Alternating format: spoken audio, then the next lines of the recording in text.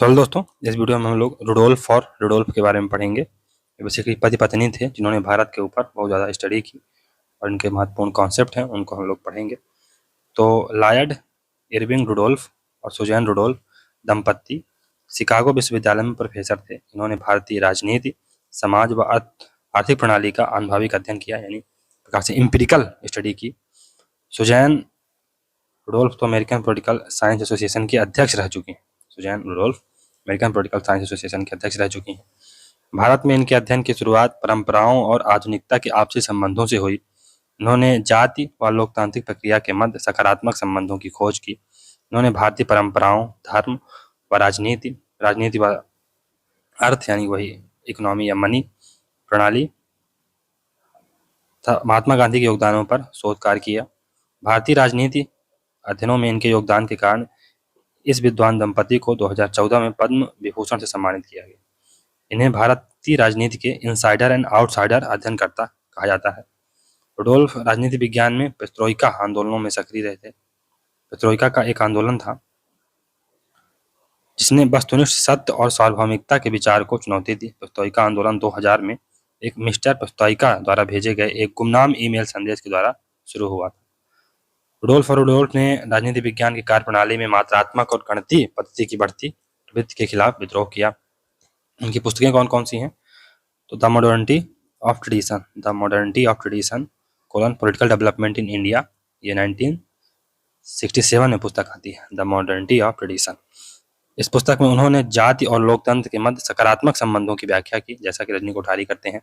साथ ही परंपराओं के आधुनिकीकरण में गांधी के योगदान की भी भूमिका को महत्वपूर्ण माना।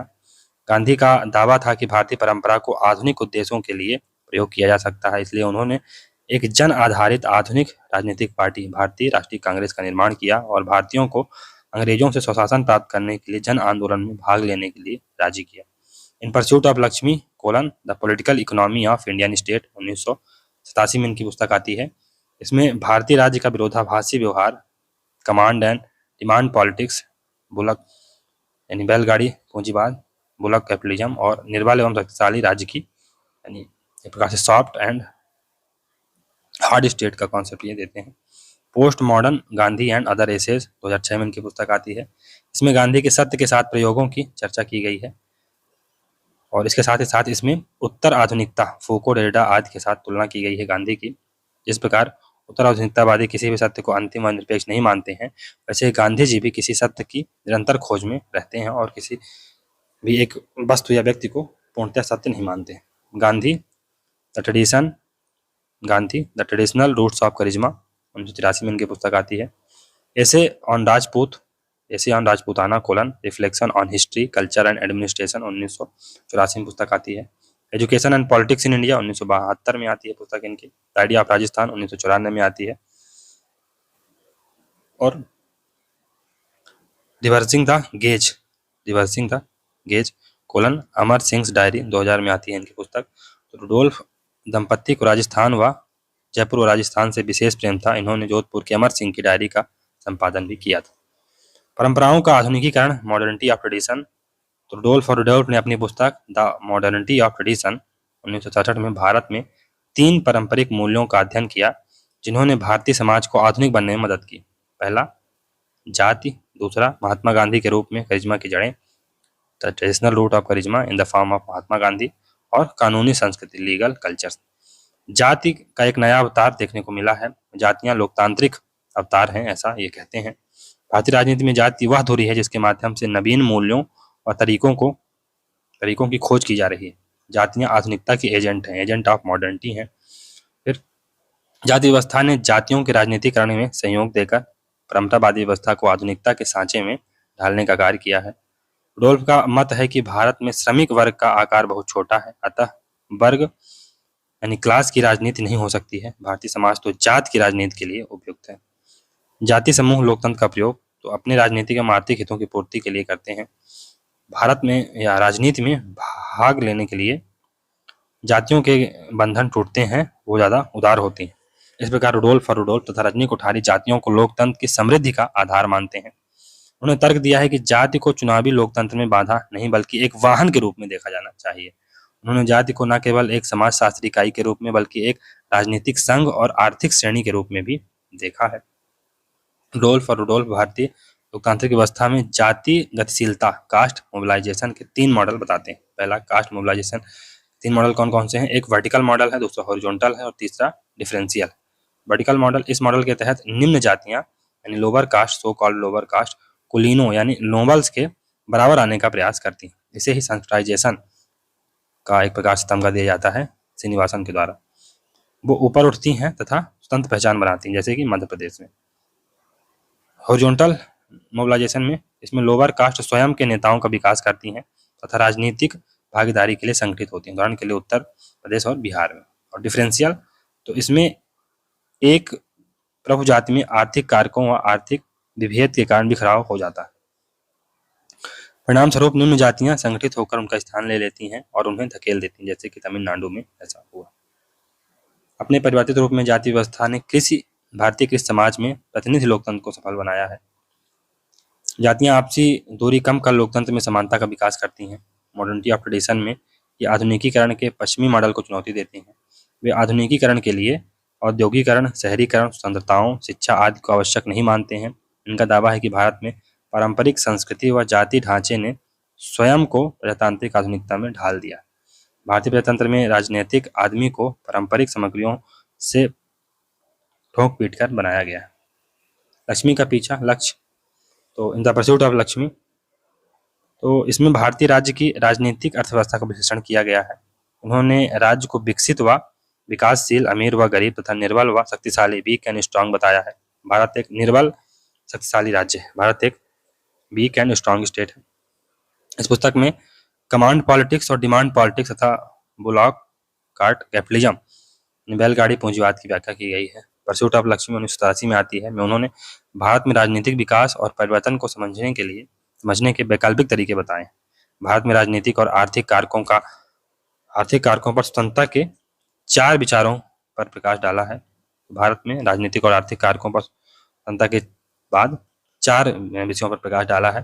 पहला है राज्य और इनकी सांस्कृतिक संरचना, state and it's institutional structure. दूसरा है राजनीतिक दलों की कार्यप्रणाली और चुनाव का बदलता पैटर्न, कांग्रेस को समर्थन मिला है यहाँ से। अर्थशास्त्र और राजनीति के बीच संबंध। और नेक्स्ट है भारतीय राजनीति में चयनित मार्ग समूहों की भूमिका। भारतीय राजनीति में चयनित मार्ग समूहों की भूमिका। फिर रुडोल्फ ने भारतीय राज्य की प्रकृति का वर्णन करने के लिए कमजोर मजबूत स्टेट यानी वीक स्ट्रांग स्टेट शब्द प्रयोग में लेते हैं। ये इनके अनुसार भारतीय राज्य मजबूत राज्य था क्योंकि यह एक बड़ा आधारभूत उद्योग क्षेत्र विकसित करने में कामयाब रहा।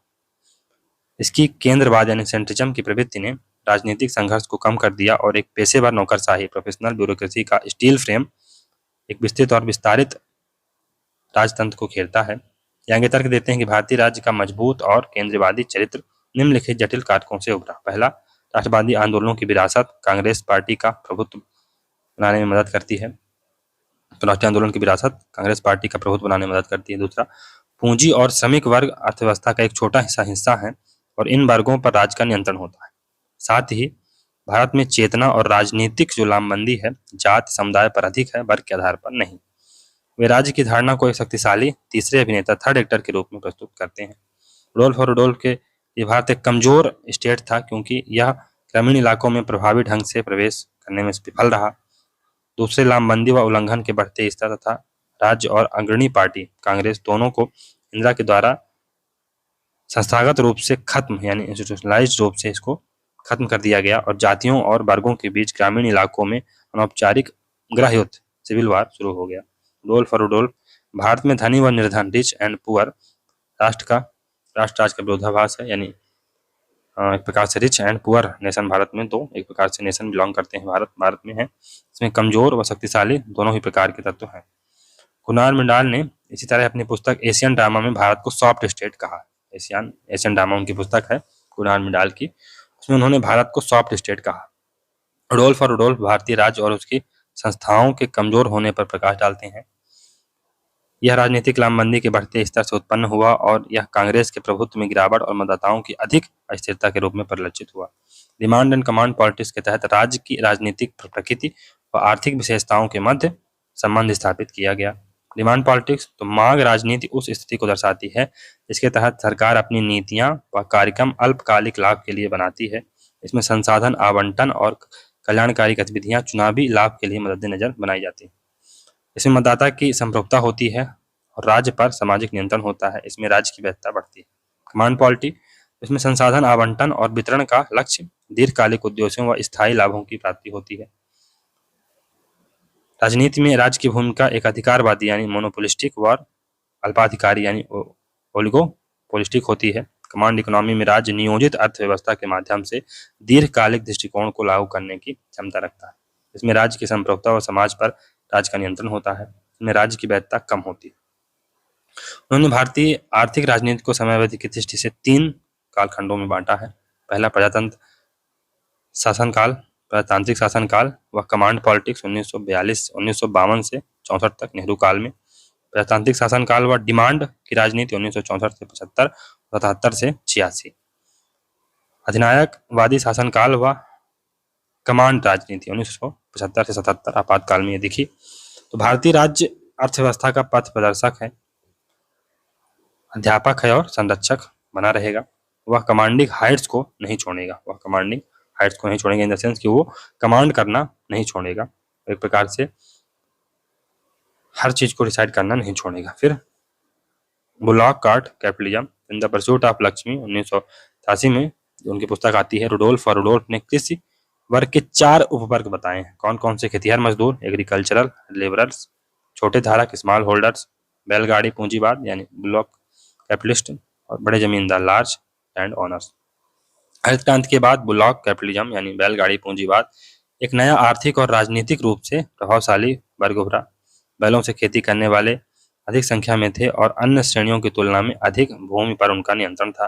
बैलगाड़ी पूंजीवाद मुख्यतः 3 से 15 एकड़ भूमि वाले मध्यम किसान और स्वकृषक हैं जो स्वतंत्र एवं समृद्ध हैं। क्योंकि यह वर्ग भारत में राजनीतिक रूप से प्रभावशाली वर्ग था, इसलिए रुडोल्फ और रुडोल्फ ने भारतीय व्यवस्था को बैलगाड़ी पूंजीवाद बुलॉक कार्ट कैपिटलिज्म कहा। 1960 के दशक में हरित क्रांति के बाद पश्चिमी उत्तर प्रदेश में जो किसान वर्ग उभरा उस वर्ग के पूंजीवाद को बैलगाड़ी पूंजीवाद कहा गया। भूमि सुधार व कृषि तकनीक में परिवर्तन आने से पश्चिम उत्तर प्रदेश में एक self employed and self funded किसान वर्ग उभरा जो आत्मनिर्भर था। इस वर्ग के पास खुद के संसाधन थे पर यह बहुत अमीर नहीं था। तंत्र एवं स्वनियोजित खेती वाला वर्ग बैलगाड़ी पूंजीवाद वर्ग था। इस पुस्तक में लिखा है उन्होंने कि भारत में वर्ग राजनीति क्लास पॉलिटिक्स नहीं रही और वर्ग की अवधारणा यहाँ सदैव हाशिए पर ही रही, क्योंकि भारत में कास्ट है, जहाँ कास्ट होती है वहां पर वर्ग की राजनीति नहीं होती।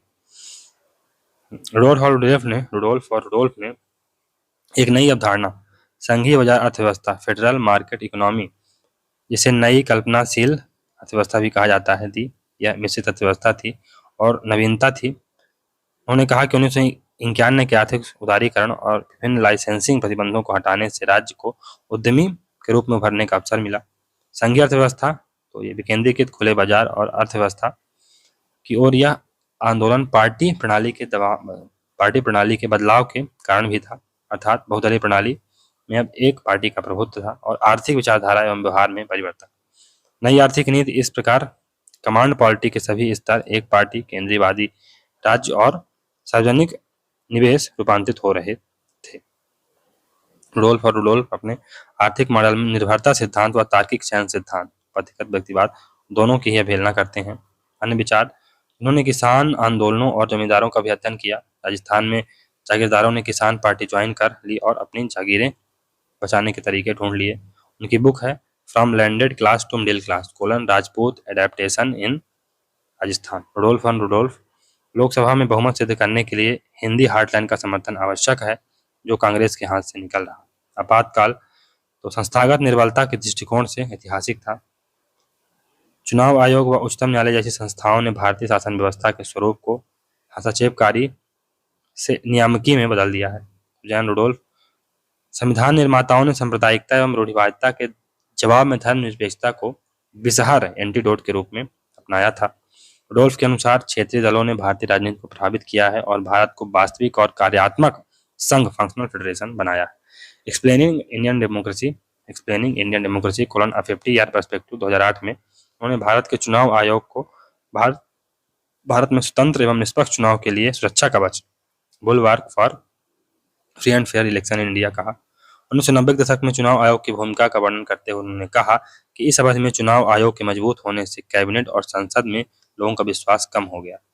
टीएन मदान रुडोल्फ और रुडोल्फ को परिचित को अपरिचित बनाने वाले to render the familiar to unfamiliar की संज्ञा दी।